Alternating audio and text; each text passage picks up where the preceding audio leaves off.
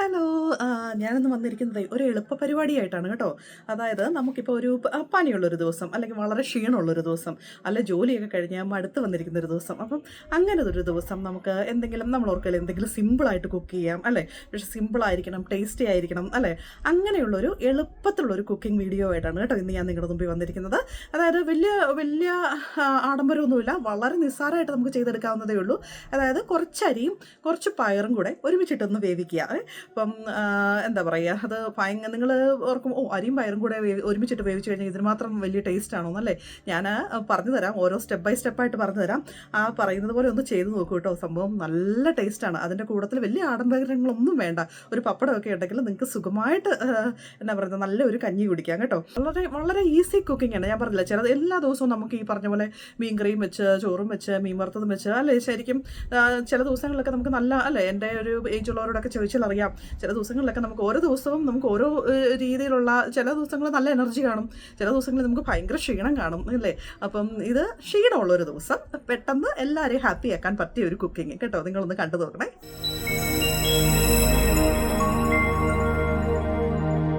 ഞാനേ നമ്മുടെ കഞ്ഞിക്ക് ആവശ്യമായിട്ടുള്ള സാധനങ്ങൾ എടുത്ത് വെച്ചിട്ടുണ്ട് കേട്ടോ.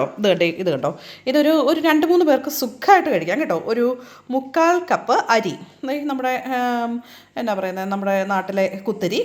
പിന്നെ അതുപോലെ തന്നെ കറക്റ്റ് 1/4 കപ്പ് തന്നെ ചെറുപയർ. പിന്നെ ഇതേ ഒരു 1/2 കപ്പോളം തേങ്ങ കേട്ടോ. പിന്നെ എടുത്ത് വെച്ചിരിക്കുന്നത് ഒരു 2-3 അല്ലി വെളുത്തുള്ളി, ഒരു 1/2 ടേബിൾ സ്പൂണോളം ഉലുവ, ഒരു 1/4 ടേബിൾ സ്പൂണോളം ജീരകം, ചുവന്നുള്ളി ഒരു 3-4 ഒരു 4-5 വറ്റൽമുളക്. അതെല്ലാം കൂടെ ഞാൻ ഈ പ്രഷർ കുക്കറിലേക്ക് ഇട്ട് വേവിക്കാൻ പോവാണ് കേട്ടോ. അതായത് അതിനു മുമ്പ് നമ്മൾക്ക് അരിയും ചെറുപയറും നന്നായിട്ട് കഴുകണം എന്നുള്ള കാര്യം മറക്കരുത്. അത് നന്നായിട്ട് കഴുകി, അരിയും ചെറുപയറും നന്നായിട്ട് കഴുകി ഈ പ്രഷർ കുക്കറിലേക്ക് ഇട്ട് ഈ സാധനങ്ങളെല്ലാം കൂടെ നമുക്ക് ഒരുമിച്ചിട്ട് നമ്മൾ വേവിക്കാൻ പോവാണ്. ഞാൻ അരിയും പയറും കൂടെ കഴുകി കണ്ടോ പ്രഷർ കുക്കറിൻ്റെ അകത്തോട്ട് ഇട്ടിട്ടുണ്ട്.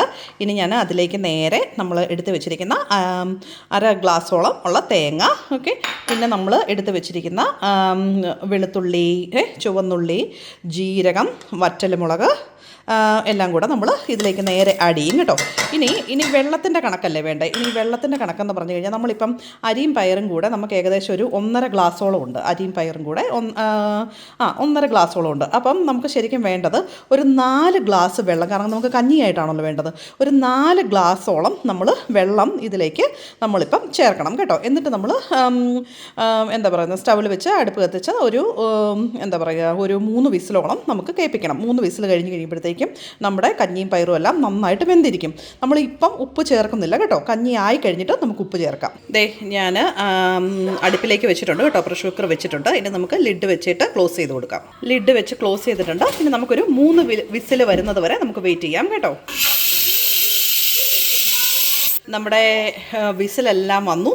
ഞാൻ ഓഫ് ചെയ്ത് വെച്ചു കേട്ടോ. ഞാൻ ഇനി എന്താ സാധാരണ ചെയ്യുന്നതെന്ന് പറയുക, ഒരു 15 മിനിറ്റ് 20 മിനിറ്റ് അത് അതിൻ്റെ അകത്ത് ഇരുന്നോട്ടേ എന്ന് കരുതും. അപ്പോഴത്തേക്കും കഞ്ഞി നല്ല സോഫ്റ്റായിട്ട് നമുക്ക് കിട്ടും. നമ്മുടെ പ്രഷർ കുക്കറിലെ പ്രഷറെല്ലാം പോയി. ഞാൻ ജസ്റ്റ് ഇതൊന്ന് ഓപ്പൺ ചെയ്യട്ടെ കേട്ടോ. കണ്ടോ, നമ്മുടെ കഞ്ഞിയും പയറും ഒക്കെ നല്ല അടിപൊളിയായിട്ട് വെന്തിരിപ്പുണ്ട്.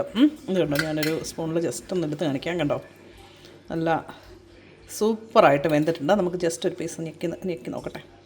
കണ്ടോ, നല്ല അടിപൊളിയായിട്ട് കഞ്ഞിയും പയറും എല്ലാം വെന്തിട്ടുണ്ട് കേട്ടോ. ഇനി നമുക്കിതൊരു ബൗളിലേക്ക് സെർവ് ചെയ്യാം. വേണ്ടേ, നമ്മുടെ കഞ്ഞി റെഡിയായി ബൗളിൽ സെർവ് ചെയ്തിട്ടുണ്ട് കേട്ടോ. ഇനി ഇതിലൊരു ഇച്ചിരി ഉപ്പും ഒരു തുള്ളി നെയ്യും കൂടെ ഒഴിക്കുവാണെങ്കിൽ ഭയങ്കര ടേസ്റ്റാണ്. ഇപ്പോൾ തണുപ്പൊക്കെ അല്ലേ, നാട്ടിൽ മഴയും തണുപ്പൊക്കെ അല്ലേ, ഇവിടെ അങ്ങനെ തന്നെയാണ് കേട്ടോ. ഇവിടെയും മഴയും തണുപ്പും ഒക്കെ. അപ്പം ഇങ്ങനെയുള്ള കഞ്ഞിയൊക്കെ കുടിച്ച് കഴിയുമ്പോഴത്തേക്കും നമുക്ക് എന്നാ പറയുന്നത്, ശരീരത്തിൽ ഒരു ഇച്ചിരി ആരോഗ്യം കിട്ടും. എളുപ്പമാണ് കുക്ക് ചെയ്യാനും അല്ലേ. അപ്പം ഇങ്ങനെയുള്ള കഞ്ഞിയൊക്കെ ഇടയ്ക്ക് ആഴ്ചയിൽ ഒന്നൊക്കെ ഒന്ന് ഉണ്ടാക്കി നോക്കണം കേട്ടോ. അധികം സമയം ഒന്നും വേണ്ട. അതായത് ആ പ്രഷർ കുക്കറിൽ വിസിൽ വരാനുള്ള ടൈം അത്രയും നമുക്ക് എടുക്കുന്നുള്ളൂ. എത്ര നേരം എടുക്കും നമുക്കിത് ഈ ഇൻഗ്രീഡിയൻസ് എല്ലാം കൂടെ ആഡ് ചെയ്യാനല്ലേ? ഒരു 3 മിനിറ്റ്. അതിൽ കൂടുതൽ സമയം നമുക്ക് എടുക്കത്തില്ല. 3 മിനിറ്റ് കൊണ്ട് നമ്മളിത് അടുപ്പത്തേക്ക് വെക്കുന്നു.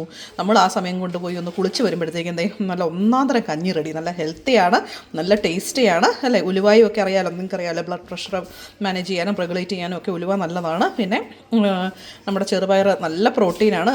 അപ്പോൾ പ്രോട്ടീനും കാർബോഹൈഡ്രേറ്റും എല്ലാം ചെല്ലുന്നുണ്ട്. അതിൻ്റെ കൂടെ ഒരു സ്പൂൺ നെയ്യും കൂടെ ആഡ് ചെയ്യുവാണെങ്കിൽ നല്ലൊരു ഫാറ്റ് കണ്ടൻറ്റും കൂടെ ചെല്ലുന്നുണ്ട് കേട്ടോ. അപ്പം നിങ്ങളിതൊന്ന് ട്രൈ ചെയ്ത് നോക്കണം. ഞാൻ ദേ അന്നക്കുട്ടിക്ക് നമ്മുടെ കഞ്ഞി കൊടുത്തു കേട്ടോ. അന്നക്കുട്ടി ഒന്ന് കഴിച്ച് നോക്കിയേച്ചൊന്ന് പറയാമോ എങ്ങനെയുണ്ടെന്ന്?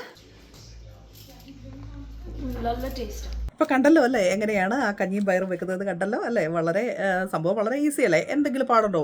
എന്തെങ്കിലും പരിപാടിയുള്ള കാര്യമാണോ? ഒരു 3 വിസിലിൻ്റെ കാര്യം മാത്രം അല്ലേ?